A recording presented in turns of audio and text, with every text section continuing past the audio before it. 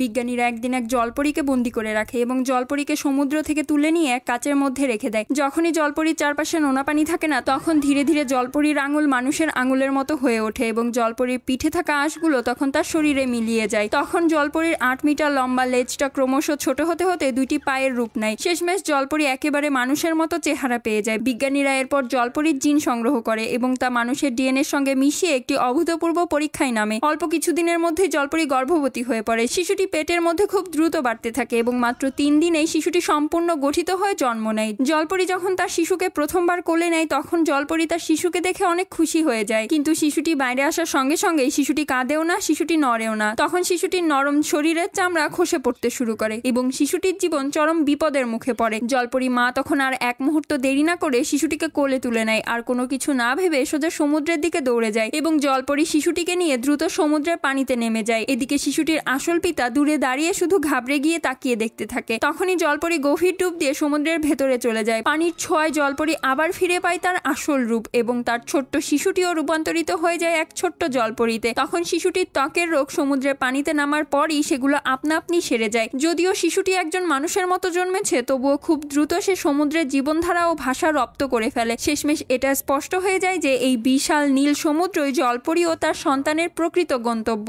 এটাই তাদের সত্যিকারের বাড়ি। পরের ভিডিওটি দেখার জন্য প্লিজ সাবস্ক্রাইব।